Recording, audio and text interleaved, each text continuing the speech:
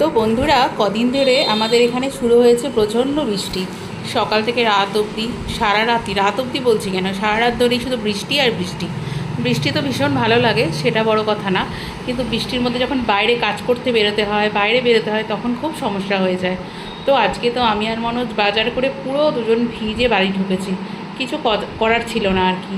Bike নিয়ে প্রচণ্ড ভিজে গেছে আমরা দুজন। তো ভিজে বাড়িতে আসার পরে তো আমরা ব্রেকফাস্ট করে নিয়েছি, নেওয়ার পরে তো রান্নার যোগাযন্ত্র করে তো চলে এসেছি রান্নাঘরে।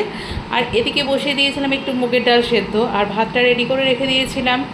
ওই দেখুন, মুগের ডাল সেদ্ধ বসিয়ে দিয়েছিলাম, কারণ বাবা বলছিল যে মুগের ডাল খাবে, তো সেই কারণে মুগের ডাল সেদ্ধ বসিয়ে দিয়েছিলাম। এদিকে ডাল সেদ্ধটা হতে থাকছিল, এর মধ্যে আমি ভাতের চালটাও ধুয়ে নিয়েছিলাম, মাছটাও ধুয়ে নিয়েছিলাম। আর বাজার থেকে নিয়ে এসেছিলাম আজকে ইলিশ মাছ। যেহেতু এই বর্ষায় ইলিশ মাছের তো দাম এতটুকুও কমেনি, প্রচুর দাম, কিন্তু সেই আন্দাজে মাছের একদম স্বাদ লাগছে না। সেই যে টেস্ট, সেটা একদমই পাচ্ছি না কোনো মাছেই। তো যাই হোক, তবুও ইলিশ মাছ ভালো লাগে খেতে প্রচণ্ড, তো সেই কারণেই নিয়ে এসেছি। তো এখন নুনহলুদটা মাখিয়ে নিলাম, আর ইলিশ মাছটা আজকে আলু বেগুন দিয়ে ঝোল করব। আর কালকে না আমরা এক জায়গায় যাচ্ছি, বাবা মা সবাইকে নিয়ে প্রথমবার বেরোবো। এত বলেছি, বাবা মা কোনো দিনই রাজি হয়নি। আজও মা খুব একটা ইচ্ছা নয়, বাবার খুব ইচ্ছা।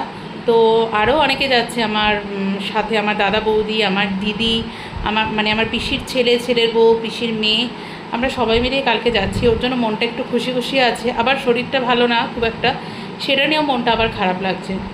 সে যাই হোক, এখন মাছের ঝোলের জন্য আমি তেলটা বসিয়ে দিয়েছি, কালো জিরে ফোড়ন দিয়ে দিয়েছিলাম, আর আলুটাও লাল লাল করে ভেজে নিয়েছি, নিয়ে মশলাটা দিয়ে দিলাম। ইলিশ মাছে তো সেরকম করে মশলা লাগে না, একটু জিরের গুঁড়ো দিয়েছি, আর কাঁচা লঙ্কা, নুন, হলুদ, যাই হোক। আর এদিকে বেগুনটাও আমি না লাল লাল করে ভেজে নিয়েছিলাম, কারণ মনোজের সবসময় কড়া কড়া ভাজা ওর ভালো লাগে আর কি। মানে মাছের ঝোলে কি সবজিতে কি ও চায়, মানে সবজিগুলো একটু লাল লাল করে ভেজে নিই। তো যাই হোক, এখানে আমি জলটাও দিয়ে দিয়েছিলাম মশলা কষানোর পরে। তো এখানে ঝোলটা ফুটছিল, তো ঝোলটা ফুটতে ফুটতে এর মধ্যে হয়েছে যে বেগুনগুলো বললামই আমি কড়া করে ভেজে রেখেছি, বেগুনগুলোও দিয়ে দিলাম ঝোলটা ফোটার পরে। তারপরে মাছগুলোও আমি ঢেলে দিলাম, মাছগুলো দিয়ে তারপরে হলো যে চেরা বেশ কতগুলো কাঁচা লঙ্কা আমি দিয়েছিলাম, সেটা আর আপনাদের সঙ্গে শেয়ার করিনি। আর তারপরের আর লাঞ্চে আজকে আমি কী রান্না করলাম তার পরের পার্টটা দেখার জন্য কিন্তু আপনাদের অপেক্ষা করতেই হবে। তো এখনকার মতো টাটা।